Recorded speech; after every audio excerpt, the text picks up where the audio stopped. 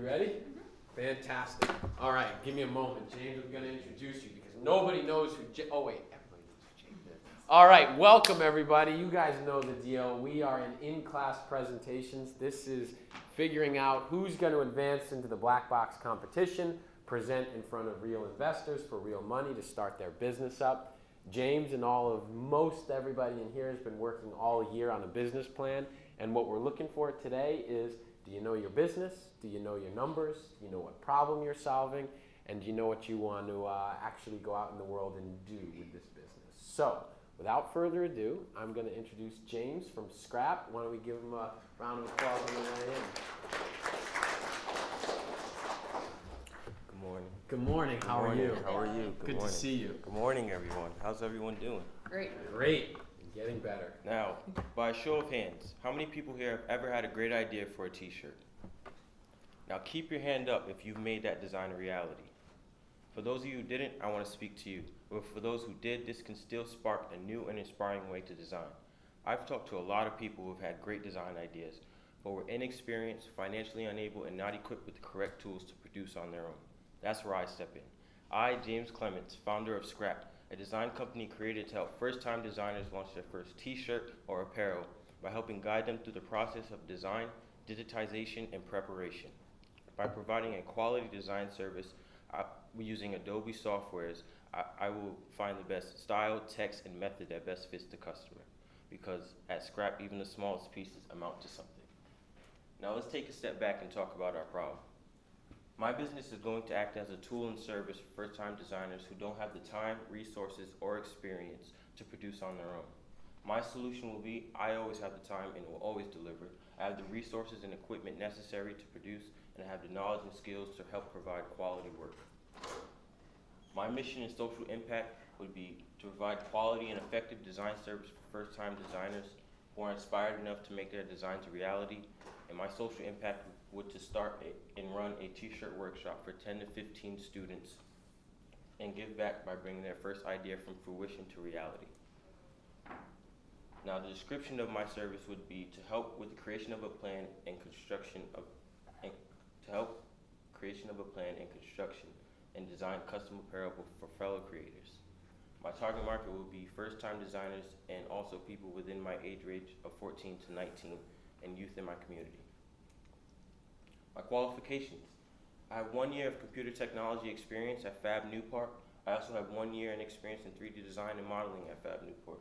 I'm certified in customer service and sales from NRFF and currently taking a design portfolio and Photoshop class in the Equality Building.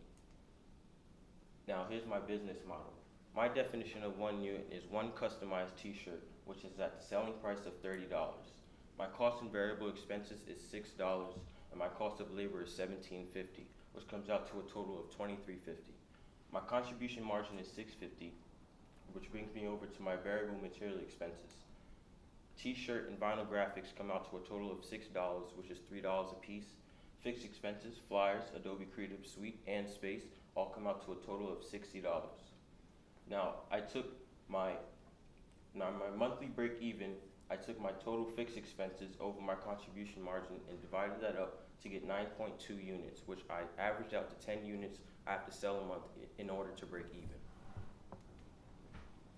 Now here's my market analysis. The fashion industry is a $1.2 trillion industry. 1.8 million people alone in the US are employed in the fashion industry, and teens spend about 40% of their income on fashion apparel. 75% of women run the fashion industry globally. And children's fashion is expected to exceed $200 billion in total sales annually. Socially driven teens have the highest disposable incomes and are the most brand conscious. They spend heavily on personal grooming and clothing to bring them status. Buying patterns. 6.9 million women in the US alone shop for apparel online, and 17% of teens shop for clothing online also, but that percentage continues to grow. A total population of 308 million people is wild. My marketing and promotion will be social media, websites, flyers, and business cards, and also events such as my STP. Now my competition. Me, Scrap, a local business involved in school and local community.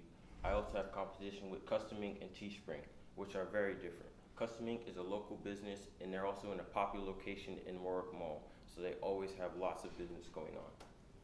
Teespring is more of an online presence, and they have a very, very descriptive website.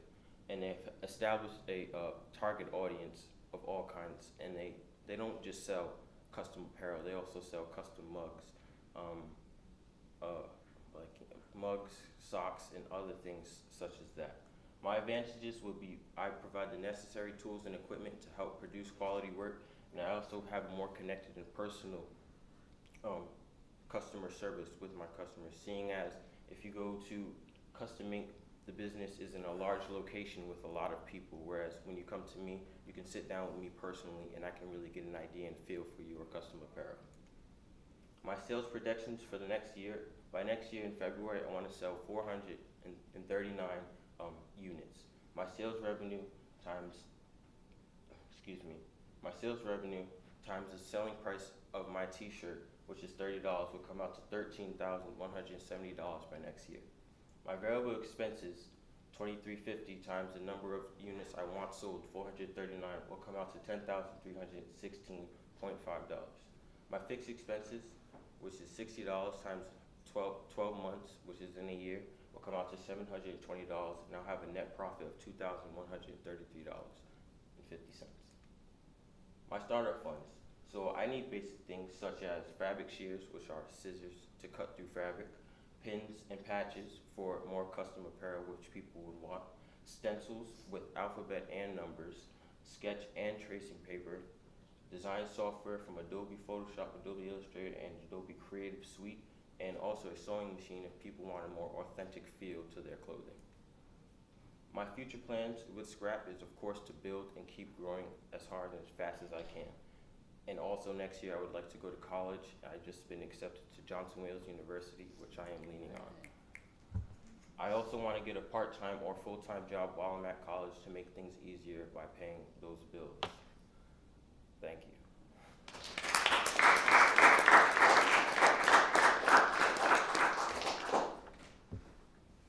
We don't have questions and we don't have feedback for everybody today. This is your presentation. Nice job. Thank you. Way to go.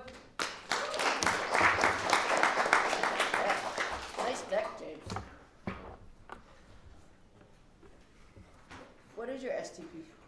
I want to host an art gallery, and I've talked to Brandon about hosting it here actually, so I actually Great. going to connect more with you guys about that.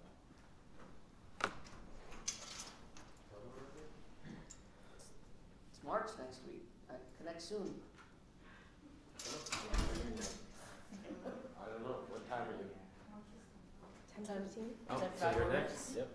Yep, we got 5 more minutes, so you can take a breather out there. You can do whatever you want. 5 minutes.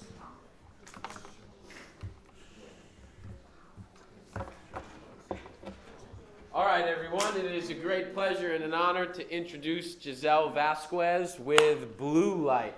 It's the same spiel that I gave for James. She's done the same amount of classwork, all the same stuff, looking to solve a problem, looking to get a good solution out there, and seeing if we know our numbers and what it is we're trying to change out in the world. So, Giselle, the floor is yours. And you have the clicker? Great. All right, so good morning, everyone. My name is Giselle Vasquez, and I am the founder of Blue Light. So I want you to raise your hand if you've seen the giant blue poles that are outside on our campus. Now keep your hand up if you've actually used it before. Yeah, no one has their hand up. So that pretty much goes to show how nobody's utilized it before. And that same thing follows suit for a lot of college campuses as well. They have these blue lights displayed all throughout the campus in case of a student emergency so that they can report if something happens. And the problem with that, just like many of the other solutions out on the market towards sexual assault, is that they're mainly reaction centered and really costly. Blue lights actually can cost up to $700,000 initially for universities to install, and then $75,000 to keep up annually. So the solution that Blue Light proposes is to have a mobile app that focuses on being proactive and allowing individuals who use the app to be aware of their surroundings and the rate of sexual assault around the area that they're in, as well as the ability to immediately access local authorities if need be. So again, as I said, the ability to access local authorities if need be, that's what the lock screen button is for. The heat map, which again tells the user what the rate of sexual assault is within the vicinity that they are, so that they are aware and can use that to help keep themselves safe. And then we also plan on implementing a safety GPS feature, which would basically entail how the user would get home or wherever their destination may be in the safest way possible. So for our mission and social impact, we work to give you peace of mind through awareness of sexual assault and immediate access to local authorities.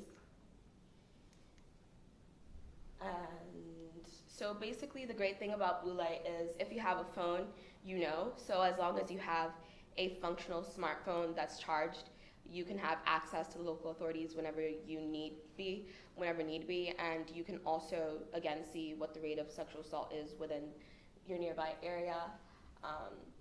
And on the heat map, there's actually the ability to give anonymous ratings and reviews of an area, which is great because that way users can say what they feel, but it also maintains user integrity and is therefore confidential. And again, immediate access to local authorities. So here's a breakdown of the definition of 1 unit for Blue Light. So Blue Light is an app that I would be selling to universities, and it essentially would be tiered pricing based on how large or small the student populace of that given university is. So the smallest unit of sale that we have is for a annual subscription of up to 5,000 students or less. And the selling price for one subscription of 5,000 students is $8,000. So the cost of fixed expenses for that would be the Google Play fee to be in the Google App Store, the fee to be in the Apple App Store, and then it says VPS here, which is basically, it stands for Virtual Protection Security. So that includes everything from having a web domain and owning that address to having a server, and also making sure that when users are on our servers that they are secure so hackers can't access their information and things of that nature. And then for variable expenses, the Apple App Store deducts 15% every time a developer makes a sale. And then we also have a 10% variable expense, which is basically just for marketing, because we don't only want to sell this product to the universities and leave them with it, not really knowing what to do with it. We want to be able to send representatives over to the university and have them host events where they use what would be put into this marketing expense in order to have really the student body as well as the administration understand all the functionality of the app and get them more acquainted with the usage of it. So my total cost of goods sold with fixed expenses as well as variable expenses is $11,393, and the contribution margin of that with all of the variable costs subtracted and the fixed expenses subtracted is 4,886. So my monthly break-even units is 0.043 units, which may seem a bit confusing, but essentially that means that's roughly the amount of times that I would have to make a sale for a single app in order to stay in business for 1 month. So one sale would be able to keep the company afloat for about 3 to 4 months. And then for my market analysis, once again, because it's an app, it's part of the mobile app industry, which has over $35 billion in sales each year globally. And 15 billion of that is actually derives from the United States. And the way that I got $1.35 billion in apps for the buying pattern of what my target customer is I actually researched what percentage of the United States populace is from 18 to 22, the age that my target customer would be as a university student. And I then took that percentage and detracted that from the 15 billion that's spent by the US to get a rough estimate of what this portion of the population would be spending on apps. And for geographics, again, I would be selling mainly to small colleges in North America for this denomination. And so psychographics for this group in particular would be intellectual, socially aware and conscious, since they're young students who are just discovering themselves and reevaluating their values as they're in college. And tech savvy, like most of us in this room are, who will soon be heading off to college. So the total population that I started off with for this unit of measurement is $5,000.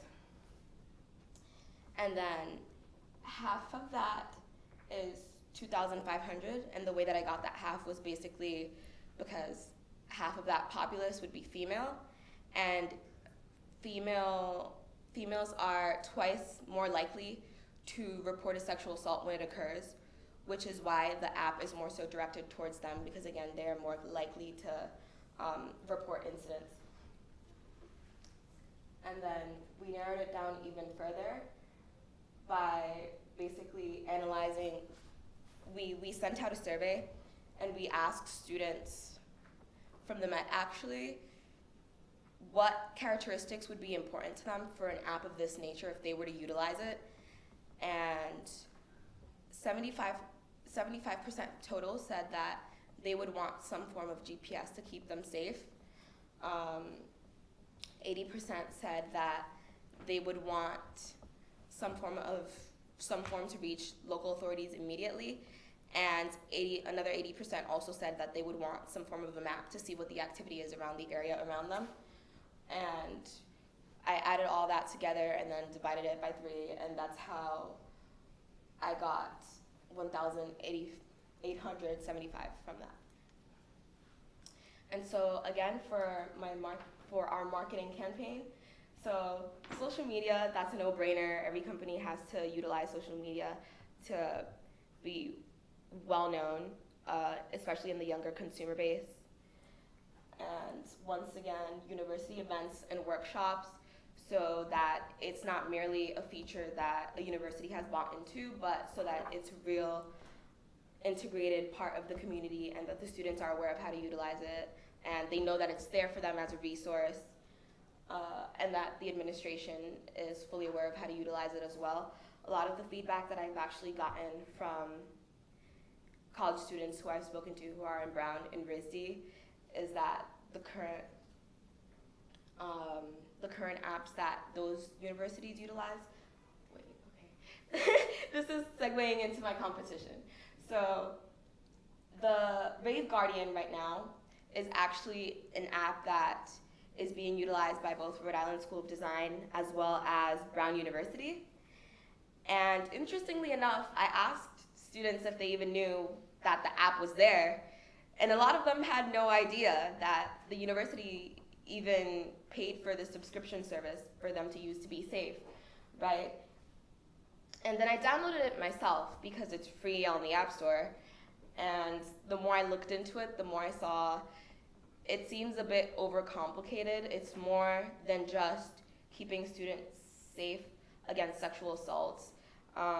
Its main primary usage seems to be announcements that the university gives to students. So it's like an alert that you would get on your phone saying whatever announcement the school has if you have the app downloaded. Brave Guardian has been out for 3 years, whereas Blue Light is something that would be completely new. Blue light poles have been out for over 15 years, and our other competitor, Callisto, has been out for 4 years. Our main competitive advantages are that, again, we are accessible to anybody who has a smartphone, which we share with 2 of our other main competitors, which are apps, so Rave Guardian and Callisto. Another really big advantage that we have is we are simpler, smaller, and more proactive. So simpler in the sense that the only focus Blue Light has is to keep its users safe from sexual assault and give them the ability to access local authorities if need be. Whereas a lot of these apps seem to try to be catch-all security systems, which appear to get really overcomplicated, and then nobody really utilizes them because, again, they don't have a real interaction with the user base. So a lot of these university students, again, don't even know that they are there. And because we're smaller, that way we're able to incorporate user feedback a lot more easily. So that means there's a lot less bureaucracy that we have to go through, in order to affect changes that our users want in our app. So therefore we can be more proactive. And it's economical in terms of the cost compared to all our other competitors, right? Because blue light poles are, again, $400,000 to install, so my bad for that earlier, and then $75,000 for maintenance annually.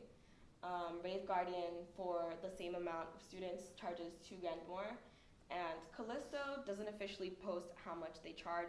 I contacted them several weeks ago to ask, and they just recently emailed me a couple days ago. Why am I qualified to do this?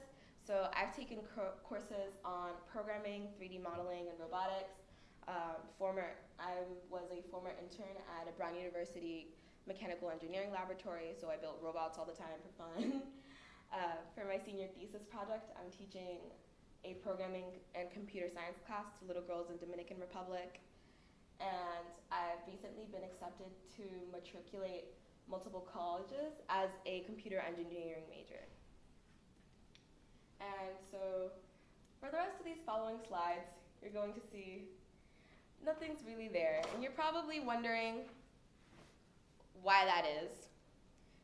So the last thing that I would want you guys to think is that there's nothing up on those slides because I procrastinated or because I was lazy, because that simply is not the truth. What happened was that I just kept delving deeper and deeper into the systems that I would need to make this app a reality. And the more I dug deeper, the more I realized I didn't know, and therefore the more I wanted to know. And something that, one of my teachers made me aware of yesterday, which I realize is really important, is that one of my main faults as a student is that I don't necessarily always know when to ask for help. So this entire time, I've been a bit cocky, not in regards to thinking that I'm any better than any of you in this room, but more so cocky in the sense that I think, well, if I can figure something out for myself without bothering the teacher, why wouldn't I? Because if it's a question that I can solve for myself, then why would I waste their time? But the reality, again, is that our teachers are there to teach us, and we're not supposed to know everything. I'm only a senior in high school, and I'm not expected to know everything that a full-blown computer science major would know at this point in my life in order to bring this business to life. Which is why I didn't have the rest of these slides done, because again, I had spent so much time involved and wrapped around in this that I forgot to do the rest of it because I just didn't get a chance to. And then once I actually asked for help, I realized I didn't need to know every single thing about this app in order to bring it to reality. I just needed to know the basics and then work from there, because businesses, again, are something that are always constantly evolving and changing. as you create them. So I hope you guys can learn from my mistake and ask for help when you need it.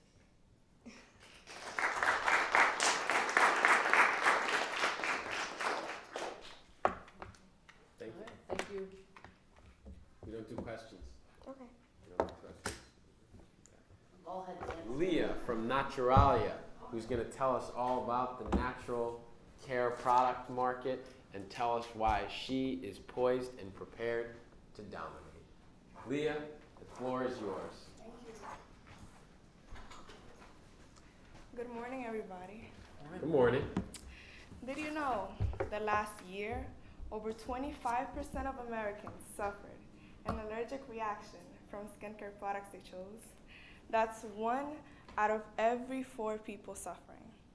You see, that's likely because there are 3,700 substances to be known as contact allergens, ingredients that cause irritation immediately upon contact. It's no wonder people are having this problem. You see, my company, Naturalia, will provide products with hypoallergenic ingredients to help prevent these reactions. And while many companies will sell products with words like natural, organic, or even eco-friendly, they yet tend to contain one, if not many more, of these well-known allergens. At Naturalia, it's our commitment to make products that benefit everyone the natural way. You see, folks, the problem here is that there are many people who don't know what type of skin they have. So they tend to choose products that think that is well for them, but actually tend to cause negative side effects and can cause rashes, red marks, or even acne in their skin. So they tend to get angry and they tend to not feel comfortable within themselves because of this negative side effects. So Naturalia provides products with hypoallergenic ingredients so that you can find what best works for your skin, and you don't have to worry about the negative side effects of some ingredients in products. And really doesn't feel good and doesn't look good as a person knowing that you have rashes or you have itchy face, and nobody wants an itchy face. You see, the mission is that everyone feels confident and comfortable in their own natural skin.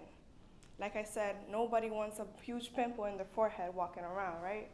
So we want everybody to find what best works for them and the best products for your skin. To start up with our line, I will be making a natural face wash. The main ingredient will be an African black soap, which is known to help relieve acne and promote moisture to the skin. So a breakdown of my definition of 1 unit. For 1 African black soap face wash, it will be $16. The ingredients will be, of course, African black soap, rosehip oil, vegetable glycerin, vitamin E oil, frankincense oil, and the bottle and the labeling. And that will be as the material expenses, which is a total of $8.26. My commission will be $3, and the packaging and labeling is $1.16. So the total cost comes to $12.42. And the contribution margin comes to $3.58. So the monthly break-even for my fixed expenses is going to be a total of $50. So for the market is a total of $40 and marketing plus 10. So if we break it down, it's an equal of 14. So it will take 14 units for me to break even a month. So for my market analysis, currently in the natural beauty industry, the market grows for $141 billion a year, which is a lot. So my target customer will have to be women ages 18 and plus who shop locally in Rhode Island and Southeast Massachusetts. They love organic and natural products that benefits the earth and benefits their natural skin, and that buy locally and seasonally. So if we look at just Rhode Island, there's about 1 million people, right? We narrow it down to women 18 and plus. We have around 544,000 women. Then if we narrow it down to women who love organic and shop locally and seasonally in Rhode Island, we're gonna have an equal of 54,000 women. So So for my marketing and sales, I am looking forward to working in farmers markets, having my own table and kind of working with the community and getting to know who's going to be my customers and getting to know the community in Providence. Also working with my mentor, she's going to have upcoming pop-up shops in the springtime, so working with her and her customers so they can get to know me also, and also working with the flea market and having something similar as well as the farmers market. So for my competition, I decided to look at Shea Moisture, which is a well-known natural brand, and Burt's Bees facial cleansing oil. So as you can see here, I don't have as many ingredients as Shea Moisture and Burt's Bees because I like to keep my ingredients focused on what is the best. So I don't like to use as many extracts and fragrances because it tends to be allergic to some people, so I like to keep it simple. And there have been a couple reviews on African Black, Shea Moisture's African Black soap. Many people have been getting side effects, so rashes and kind of like red marks on their faces because they're using their product that has all these ingredients that tend to be allergenic to some people, so they didn't know.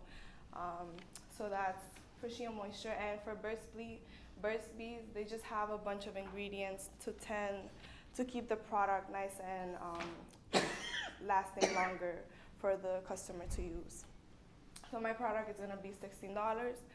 Shea Moisture's bar soap is $22, and Burt's Bees is $16 as well. So I will be selling locally here in Providence, Rhode Island. You can find Shea Moistures, I think, in like high-end Target, Walmart stores. But Burt's Bees is only found in cosmetic stores, so you can only find it makeup stores and cosmetic stores. My competitive advantages is that all my products are gonna be have hypoallergenic ingredients. Like I said, and they're handmade and homemade, and they work for every skin type. So I qualified for this because, like I said, I interned with my mentor. She has her own natural business as well. So I kind of get an insight of what it is to own a natural small business and working with the community and what it takes to help it get it started. So working with her, I do a lot of marketing and social media marketing. So I helped her start social media accounts for her to get to what her market is, her target customers are, and kind of helping her promote her brand online. And I have a lot of experience making products for family members. I have a lot of friends and family members who come to me asking me what they can use, what is the best ingredient, or what is the best product they can use to help them with something on the face, or either something with their hair. Like they're like, oh Leah, what should I use for my dry hair? I'm like, I got you. For my sales projections, so I am looking forward to selling for the upcoming year around 445 units. So for the few months of March and April, I am looking to sell 15 products. Then later on, since we're getting closer to summertime and summer vacation, for May, I am looking towards to selling at least 30, and then kind of taking it down on June by selling 20. And then, like I said, since summertime is coming and summer vacation, I am planning to dedicate more time in my business and creating more products. So looking forward to selling around 50 for the month of July and August. And then for September and October, selling 30. And then as we're getting closer to holiday season, I will be planning on having holiday sales and holiday promotions. So hopefully selling 40 for November and 75 for December. And for January and February, bumping it down to 30. So my total gross revenue will be $7,000 and $120. And my net profit comes to $1,358. So my startup funds. So to get everything started, I will need bowls, measuring tools and ingredients, the jars, everything to get the product started, just for at least 10 units. The total for the boards will be $28.39. For the measuring spoons and cups will be $8.26, and for the jars will be $94.02, which is a total of $130.85. My emergency fund will be of $150, and my reserve for fixed expenses is going to be $50. My total investment comes to $330.85. My total ROI comes for 410%, which gives the investor $4.10, and my return on sales will be a percentage of 19%, which gives me a 19-cent return. For my future plans would have to be to secure my product in at least five different businesses, and to create my own product line for men. I want to focus, right now I'm focusing on women, but I also want to look forward to doing and working with the men. Thank you all so much for coming. My name is Leo De Leon, CEO and founder of Naturalia. Thank you for your time.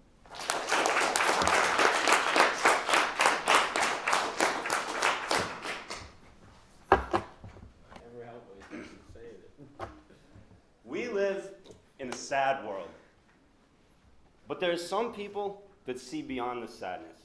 They see a more beautiful place. Lost Boys looks to bring these people together through its products, ideas, and culture. My name is Liam Gammon, creative director, founder, and designer of Lost Boys. Hope for the youth. Now, as it stands, the US fashion market is worth $315 billion, with new brands entering the market every day. These brands, unfortunately, often serve no real purpose and lack creativity and quality. My answer to this is to create a brand with a purpose, a brand that's dedicated to thoughtful design and promotes a positive lifestyle that today's youth can wholeheartedly identify with. Now, Lost Boys aims to create a community throughout its customer base, which realizes the potential the world has to be a more beautiful place, as well as their ability to make it so. Here are two products set to release in my first collection.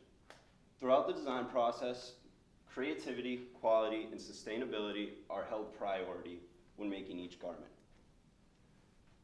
To show you my economics of one unit, I've decided to define one unit as one t-shirt because I expect it to be my most popular selling item.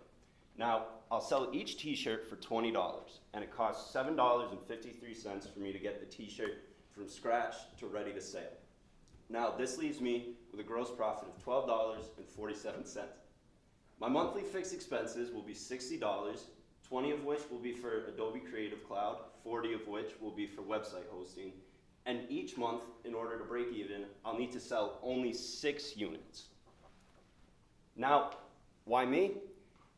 In my time at the Met, I've interned at Bad Taste, which is a clothing store in Providence, where I learned how the retail environment works, as well as American Trophy, a professional graphic design and screen printing studio also in Providence, where I learned the basics of screen printing as well as some more complicated aspects of design.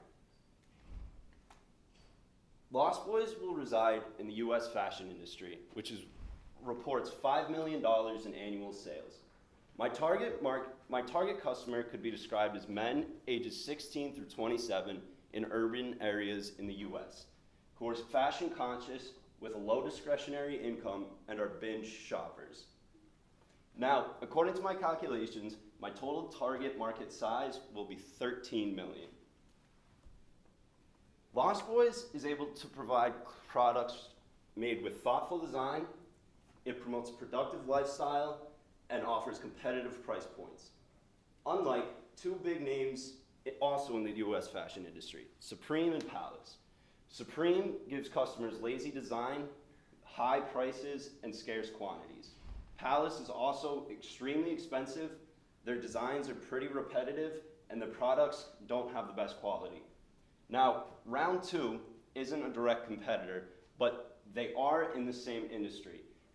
They, however, only offer a few original garments, their business relies on reselling clothes, and their inventory is very expensive.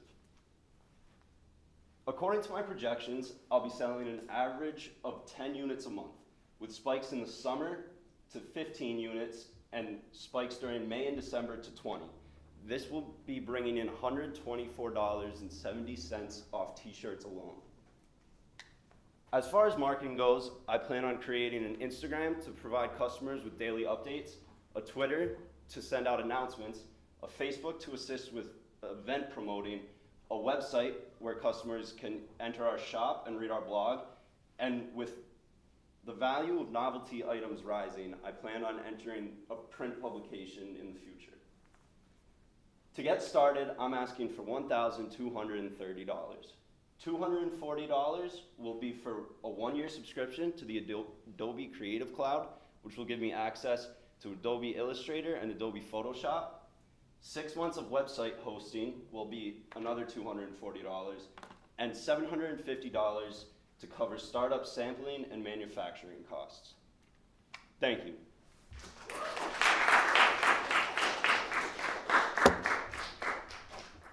Thanks, Liam. It's my pleasure to introduce Kevin from Yang's Props to the stage. Kevin, take it away. The world of cosplay is a wonderful and weird world. Cosplay is a hobby where people participate in wearing costumes to represent a specific character from a movie, game, anime, and so much more. What makes a great cosplayer is a prop, a signature prop to represent who the person is and to know what they are. My name is Kevin Yang, founder of Yang's Props, and where we sell pre-made props to cosplayers and collectors. These are former cosplayers I've met, and me personally, the one in the middle.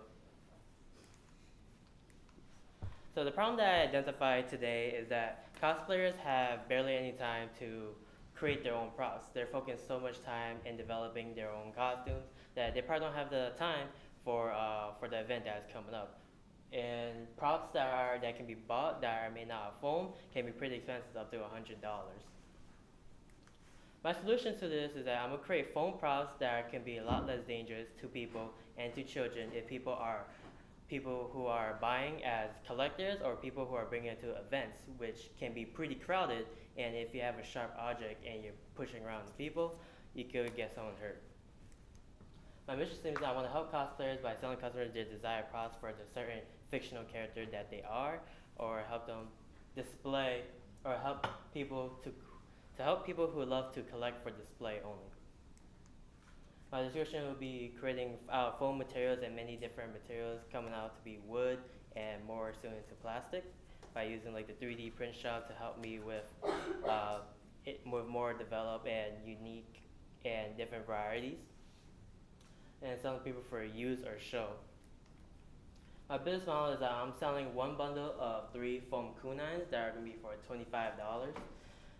My variable expenses is going to be up to $16.32 for the amount of foam, craft foam, contact cement, and the spray paint. I'm giving myself 50 cents per hour I worked on it, and so for each kunai is basically an hour.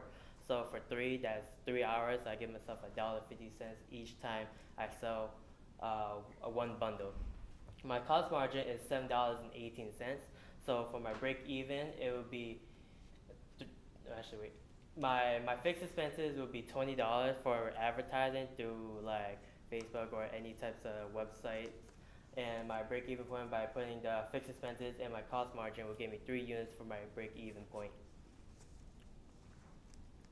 My market analysis is cosplay and costumes and wigs, which is a $12 billion annual industry nationally. And my target is both male and female to the age of 13 to 54. For when you start growing up, people are starting to explore more, and many people start to get that creative feeling. So the age will be around that 13-year-old, so they can start creating their own types of things or want to buy it. I am starting to sell locally in New England, like Connecticut, Massachusetts, and Rhode Island for like those bigger events, especially for people who like fantasy, roleplay, and just having fun in general. And there are monthly buyers who like to buy things because there are usually events happening all year long. The total population of New England in general is 323 million. Narrow it down to 1 million, 50, 1 million, my bad, 1,056,000,000, yeah. And then my market size will be around to 10,000. So I plan to advertise my business through Instagram and Facebook. For Instagram to post more and get more likes, and so when that happens, I'll be more popular on social media, and people are like, okay, these are some certain things that I would like, or someone I could suggest to my friend. On Facebook, I have a couple of friends that are willing to help me to post and share some of my things out there with me. I'm also going to do some YouTube videos on tutorials on how to make some certain props, so it could be easier for people to make something while have to spend money, because that's also a give back piece. So either, like, you could buy from me if you have the time. If you don't have the time to buy stuff, but if you do, you could go on YouTube and look up the tutorials, and I'll also link down templates for you to download. My competitors are Easy Cosplayers and Punish Props. So my pricing is $25 for one bundle of 3 fun kunines. For Easy Cosplayers, it's $26.99 for one bundle of 3 kunines. They never said the material, but I'm pretty sure it's either plastic. Punish Props, they don't sell props, but they usually sell blueprints for around $10 for people who like to create their own products. I am located in Rhode Island, locally in Rhode Island, in West Warwick. Easy Cosplays and Punish Props are online stores. Their locations are unknown, so you can only get them online. My unique factors is that I have foam props, so it could be a lot less dangerous than actually having used metal. Yeah. Why am I certified? Because I have done a year up and a half full course. Not course. I have done a year up certification course about team building activities. So if someone comes to my shop and they ask for like a certain commission that they want a personal a personal prop they want to make, I could work out with them and then figure out how much the pricing would be. Also done half full, which is another team building activity, so me working with people would be great. Also intern at Youth Collaborative I help manage sales, so I can talk to people about working out prices, and also I've been working with t-shirt design with my mentor, and so designing wouldn't be that much of a problem. I'm very flexible, I'm great at teamwork, I'm resourceful, and I'm very creative. My sales projection for the first year will be 0 at January, starting for the new year. So I doubt anyone will be buying, trying to do like the New Year's resolution all the start. But during February, March, and April, this is where one of the big events happens in Massachusetts called PAX East. It's a gaming convention where like a bunch of people cosplay, buying gaming stuff. So that's where people will best to dress up and go to these events. It starts to dip down in the summer, but then when it comes back to August, that's where I believe Connecticut Comic Con comes up, and where many people are going to cosplay, dress up again, and then go to these events for 3 days. As again, it dips down in September and October, but in November, then you got the Rhode Island Comic Con, that's for 3 days, and a lot of people, probably 10,000 people go to these events, and my money market will rise up. So I'm selling a total of 198 units a year. My gross revenue is $4,950, and my net profit is $1,421.69. My startup funds, I would like a lathe to hold the foam where I carve out the materials to make it much smoother. 4 packs of EVA foam, which would be the foam that I would make to make my props. 1 contact cement, which is basically the glue that I use to keep them together. They held nice and strong. A dread mill to create the small details for these props. A heat gun too, so I can shape it, and a spray paint so I can color it. My total starter will be $481.93. My reserve fixes are for my advertising at 0 emergency funds. In total, if I divide my net profit and my startup investment, by dividing that, it'll give me $2.83 per dollar made. And with the return on sales, I do my net profit and my gross revenue together and get at 28 cents back, return sales. For my future plans, I plan to sell nationally. So far, I'm just doing locally in this little area of New England. Uh, but into New England, but I also plan to buy more expensive materials like Warbler, which is more of a realistic type of looking material that you can see in the picture right here. It is like usually about like 100 something feet for like $80. Not 100 inches for like $80 because they're very expensive, but they're very like very expensive material that is used for like many cosplayers. I also plan to post more YouTube videos on cosplay and prop making to run a YouTube channel, so I could get more recognition through like different social medias. Thank you.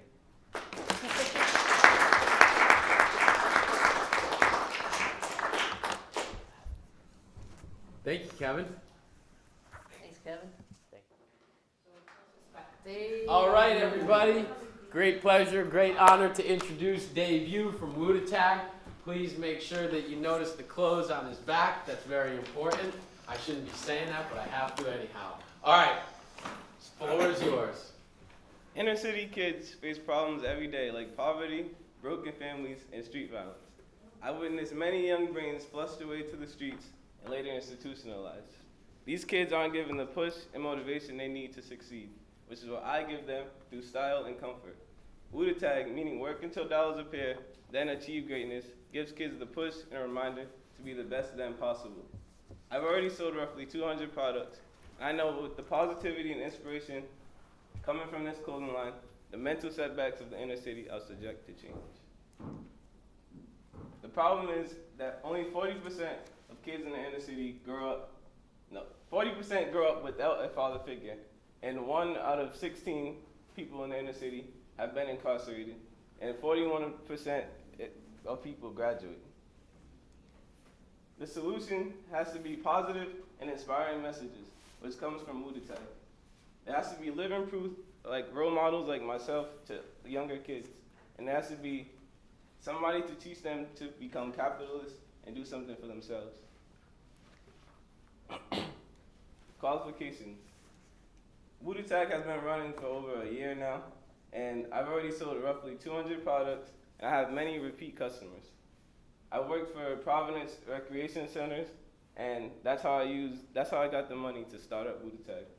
And no more murder marches are things that have been going on in Providence, and I've been part of 3 of them, and I helped organize. And since my clothing line has to do with leadership and showing how to be a role model, I've been captain of Renegades AAU Championship basketball team. The mission is to inspire young people to be the best them and to do something impactful to be the change they want to see, and just to create a growing cycle of capitalists in the area. The description of my product.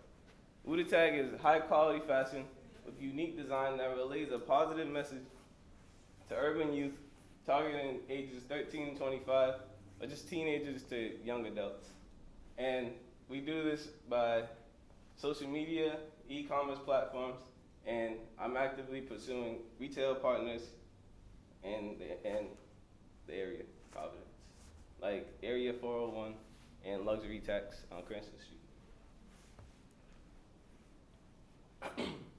So the definition of one unit is one Wuda Tag jacket, which is this. The selling price is $35, and the cost of variable materials is $12, which is the jacket, and $10 is my commission, and $7 is the variable cost for screen printing. So as a total of that is $29, so my contribution margin is $6. The fixed expenses would be for Photoshop to do my designs and $12 to do my website. So that means my monthly break even would be 5.33, but you can't sell a 33rd of a jacket, so it would have to be 6 units.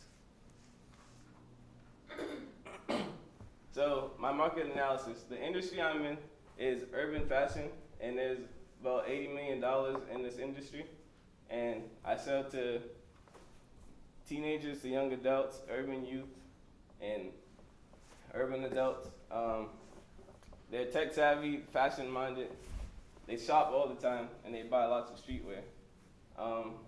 The total population is 325 million people in the U.S., which is where I'll be selling, and 35 million of them live in inner cities. And I did a survey, and I found out that 80% of that 35 million people would wear streetwear. So that's where I get the 28 million from. That would be my target. Marketing and sales. Right now, I do photo shoots, and there will be BOGO deals, like, so buy one, get one, half off, and all that. And this is my website right here, wooditag.com, and there will be fashion shows to promote new pieces in the collection. I'm also working on a magazine, actually, right now. My competition would be Supreme and The 100, which are lifestyle brands, and they promote to skateboarders and like people pushing hip hop culture. And I just think that with Voodoo Tag, it's more focused on an area, so it will be better because we're focusing on inner city youth and trying to relay messages while these companies, they're doing it for clout. Really. The pricing is a lot more affordable, as you can see. Supreme overpriced, not good. And I sell custom pieces too, as you can, like my jeans, I customize these. I customize sneakers, everything. So that's more of a selection. My sales projections, there's gonna be a spike in March and September and December. I say this because March, income tax. In the inner city, that's a big thing. And September is when people go back to school, so they want clothes. And December would be like Christmas, so parents will get their children that. And my gross revenue would be $5,250 just from the jackets alone, and the net profit would be $516. So here I am asking for $2,925 because of a rental kiosk in Providence Place Mall, which would be $1,800 for 2 months. And I already have my business started up. I want to cut out the middleman of the business. Like I have to go to somebody so they could screen print my shirts, and I'm asking for screen printing tools, like the actual screens, the machine, and the ink to do it. So that's where I get that from. And my emergency fund would be $200, just to like if one of the machines breaks or something, and the reserve for fixed expenses is $150. The return on investment would be 17 cents, and the return on sales would be $3.44.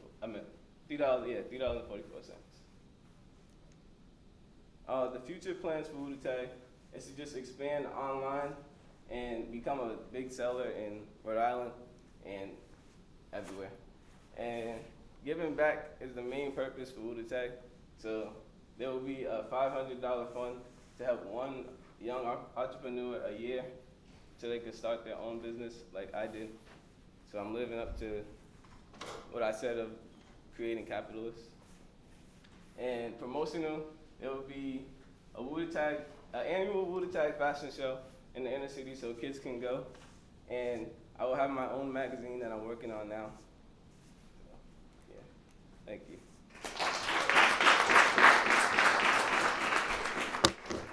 Sean's going to be presenting from All Year Car Care. I like that. The name change. I like that name change. So just as a final word for the day, You all have been participating in a 90-hour curriculum over the course of the entire year. This presentation here is to figure out who's going to advance to the black box competition, which is our annual business plan competition, where you'll pitch in front of real investors for real dollars to start up a real company that's hopefully solving some problem out there in the world. So, Vashan, please take us away. Final presentation of the day. Imagine being offered a ride, going to get inside the vehicle, and it not being anything that you want to put yourself into. So with that being said, I'd like you to know that, believe it or not, your car speaks to your character. But the question is it saying as it should? Hi, my name is Vashan Gooms, CEO and founder of All Year Car Care, and I'm here to talk to you about your car's worst enemy, the weather. It can either be autumn leaves underneath your hood, blocking your engine's air filter, summer sands all over your interior working its way deep into your upholstery, consistent rainfall that spring brings, leaving behind pollutants that could damage your car's finish, and worst of all, winter corrosion from the streets being paved and so. At VG Auto Detailing, at All Year Car Care, our mission is to ensure your car's longevity and also restore your pride and ownership. We aim to do so through interior and exterior cares, and also we plan to include minor mechanical details to have your car performing the way it was made to. So with that being said as well, just remember, for every season, there's a reason to call All Year Car Care. Thank you. Now, I'd like to start by, this is our final logo, followed by our slogan, once again, for every season, there's a reason. Now, I'll be moving on to the problem at hand. New England weather takes a toll on your car's longevity. I know we all been living in New England and been witnessing the erratic weather of how one day there could be 40 degrees and the next it could be 32 with a chance of rain or fire. So then again, this is just another way to symbolize, like the logo, how it's a symbolic, the colors represent the seasons. So green being rainfall that the spring brings, summer sands, the sun being yellow, salt on the road, ice, snow, yeah. Leaves underneath your hood, autumn leaves, red, yeah, not really too much there. And now my solution. At All Year Car Care, we offer full service auto detailing, interior and exterior, like I said before, that will have your car performing to its best and also give it that luxurious look. Our mission statement again, we aim to ensure your car's longevity and also restore your pride and ownership. Our social impact would be to inspire the next generation of entrepreneurs from my community.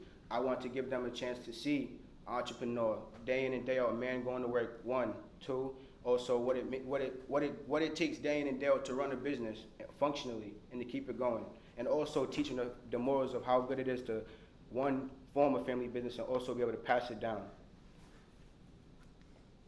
Okay, so this is our service descriptions. It starts with the type of vehicle that you have because all these vehicles have differentials in size. So notice that a car could be anything from a Prius, a sedan, anything like that. Trucks and SUVs, or pickup trucks or SUVs, and then minivans being a minivan.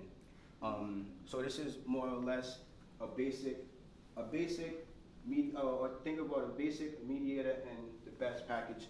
So this one includes, some include more services due to the pricing and just because it depends on how good you want your car to look. And also, we also do customer consultants that result in free estimates if we feel like these prices are not appropriate to the state of your car.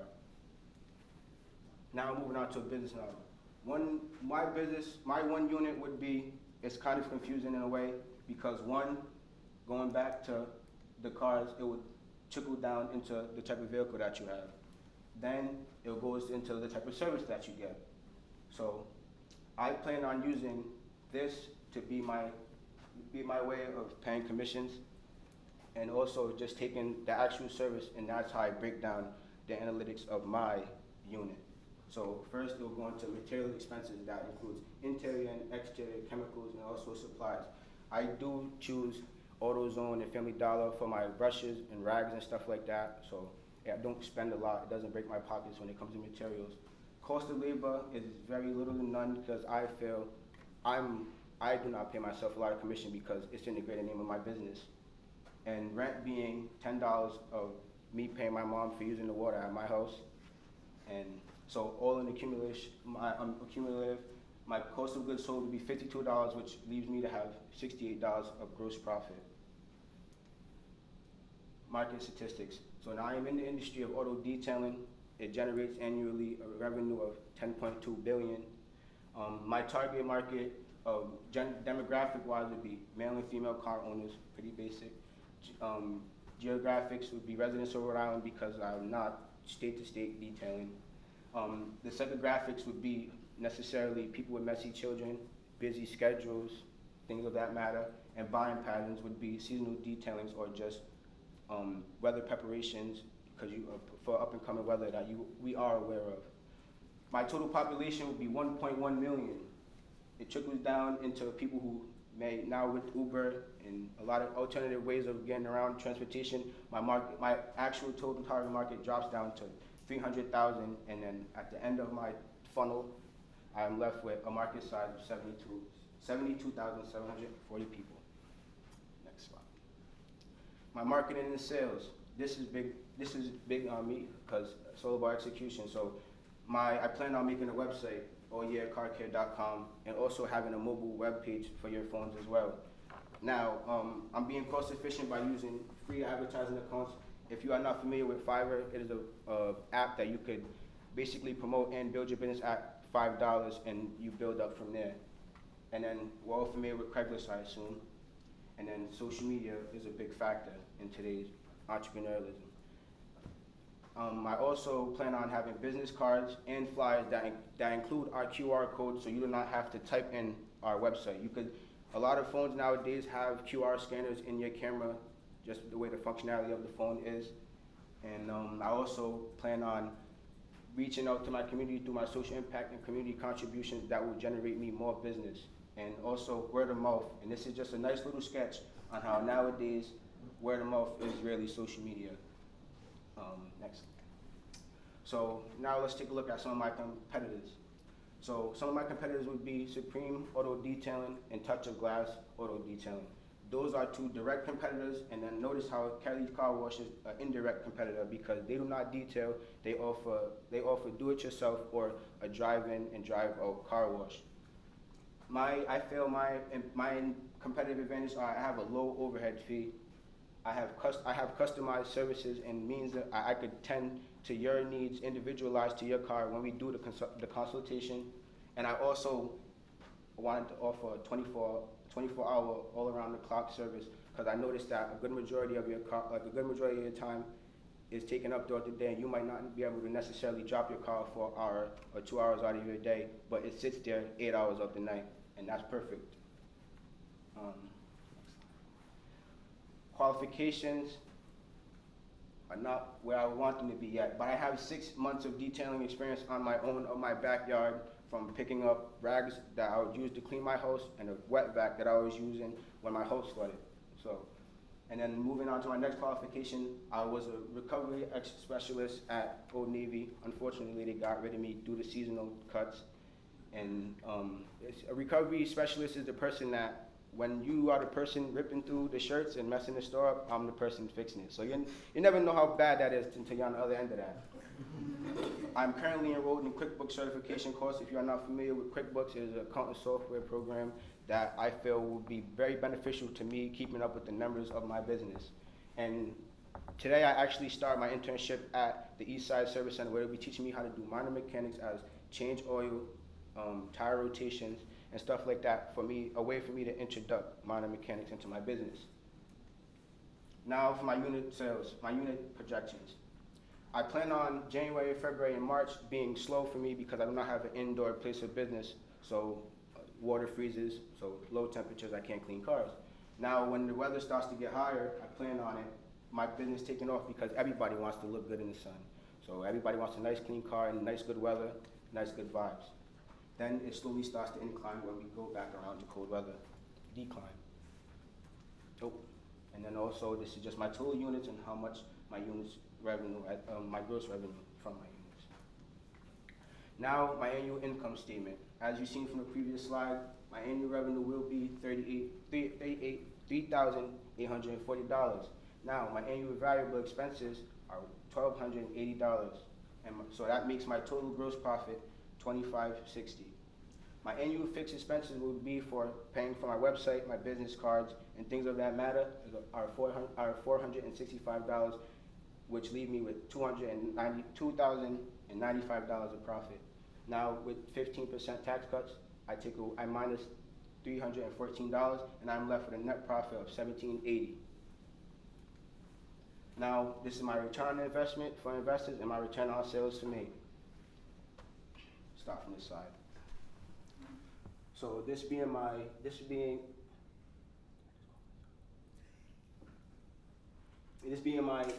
profit, and with all the cuts that you've seen of what it costs to do business, obviously, I'm left with $1,785. And with that $1,785, I go back to this side. This is my startup fund. You just don't know it yet. It's on the next slide. My slides are out of order. I'm sorry. But this is my startup fund, so you could see how easy it would be for me to easily pay back investors and also turn a 273% flip.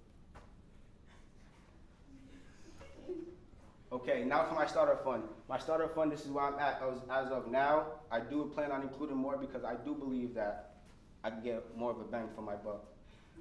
So my items include a shelter for a space to work, to provide shade for the vehicles. Also a wet and dry vacuum, which would be good for me if I shampoo a rug. I could also have the option to wet vac the water out, or I could steam press it, which is where we go into the heavy duty steam cleaner. Steam cleaner is just an extractor, which be a better way of making sure that carpet it really cleans it. High voltage cordless drill. It's not mechanical at all. It's literally a drill and it spins brushes. So think about a way a drill works, but on the end is a brush to clean, to scrub, and then the brushes, of course, to go with the drill, and also a Roby electric power washer to really cut, so to enforce pressure on cutting the greases off or any other dirt, grimes, gristle on the outside of your car or underneath your hood, anything like that. And the orbital buffer. The difference between an orbital buffer and a regular buffer is a wax buffer will spin in a 360 angle at a crazy speed and could damage somebody's finish. An orbital buffer goes back and forth and relieves it gives you the less of the possible damages if you don't know how to use buffers. Next. Okay, so now my future plans as of short term and long term. My short term goals would be to build a client base of 50 reliable customers that believe in our services. And another one would be to get our website up and running and for it to be a good platform of generating business for us. Also, acquiring additional equipment for better services and the strengthening our marketing schemes to appeal to more people. Long-term goals. Now, instead of having a shed or a tent, I would like to eventually, later on down the line, be able to find a garage space that I can rent, just so it's a more sustainable business. I want to also start a team of at least 10 to 12 people because I myself will not be the mechanical expert, but I believe I could bring somebody on board to represent my business for me. Also, I want to be able to offer customers full mechanical assistance accommodations, as well as an overnight detailing option and also a mobile auto detailing service like Detail on Wheels. And that's it. Thank you guys for listening.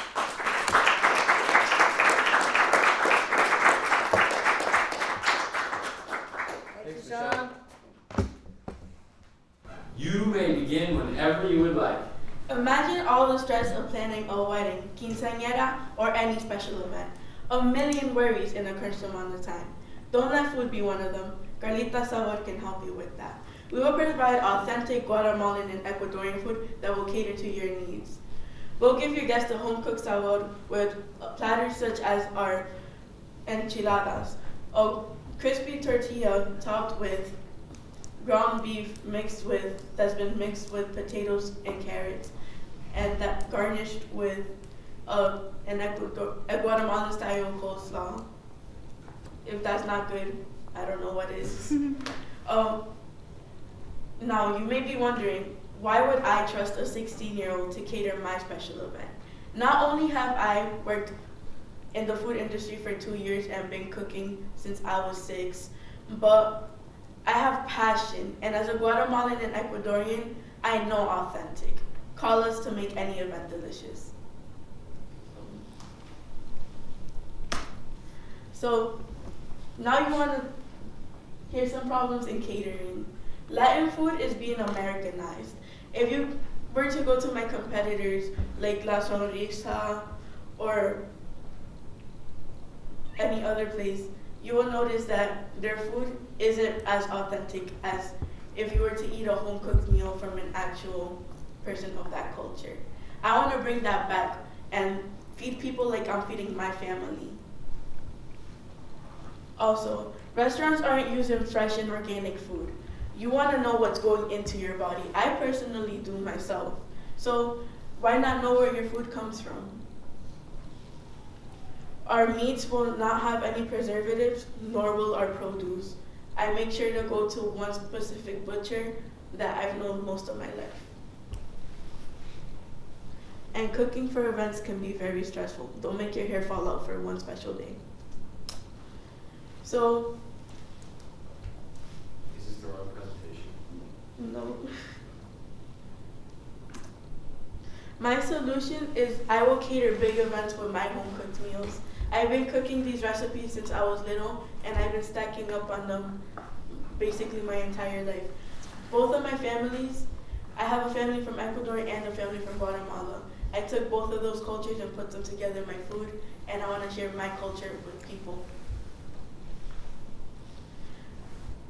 I'll be using organic produce and non-preserved meats, and I will assure you that you know where everything comes from.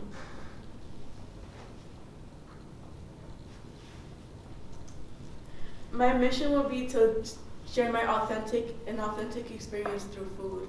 So I want you to feel like you're in Ecuador or Guatemala when you try my food, because that's how I feel when I eat my grandma's plate. I will also be hosting events such as an Aloe Food event that I will be hosting in 2 weeks, where I will be fundraising for the National Alopecia Areata Foundation. I treat my customers like family. We offer authentic Guatemalan and Ecuadorian food, and we treat people the same. Just because you may not know Spanish or you may not know English, we'll try to accommodate to your language and what you prefer to speak. We have people who speak different languages and understand different cultures, and we'll help you with that if you need help. I have been working in the food industry for 2 years. I've been cooking since I was 6, and I'm currently interning as a Sazon Bandit, and I'm Serve Safe certified. So here's my business model. So my definition of 1 unit is 1 tray of rice. In 1 tray of rice, I use 6 cups of rice, uncooked rice, which is $9.52. I also need 3 tablespoons of oil, which is 75 cents, and 2 tablespoons of salt, which is 6 cents. To make this platter, it will cost me $10.33. With my cost of labor, I'm paying myself $5 per tray. And my other variable costs, such as the tin trays where I serve my rice in, cost 55 cents. In total, it cost me $15.88 to make this tray, make 1 tray of rice. My tray of rice is valued up to $25, which will give my company the contribution margin of $9.12. So to break even, I would have to sell 1.64 units, but since I can't sell part of a unit, I have to sell 2 full units to break even and pay my $15 of advertisement a month. I am looking for women between the ages of 25 and 50 in Rhode Island. Women are more organized and tend to do most of the party planning for events. The bride cares more about if they have chicken or steak at their wedding. So basically, if you're hosting a big event, people usually use their last result because they feel as if though they want to have the time to cook for a lot of people, so they end up shifting towards catering.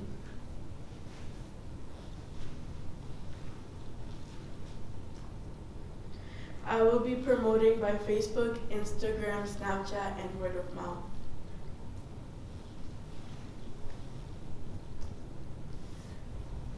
My competition is Qdoba and Stroder's. So, Stroder's. Stroder's has a large variety of food. They serve like pastas and sandwiches. They only offer self-serve stations, so like a buffet style type, and they charge by pair. Qdoba only offers taco, burrito, nachos, and like if you order box lunches for an event, it's only burritos. They're also self-serve and they offer Mexican food. I have a variety of food from 2 different cultures. I offer a self-serve station or a waitered party. I serve Guatemalan and Ecuadorian food. So my advantage is that I offer waiters, I have a variety of food, and I am Guatemalan and Ecuadorian, so I can share that culture.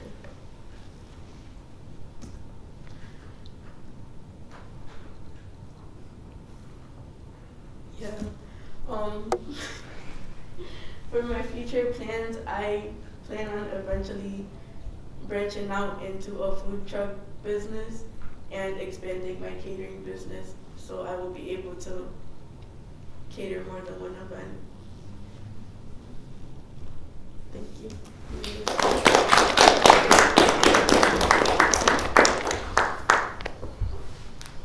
Thanks, Carla. How much does a food truck cost?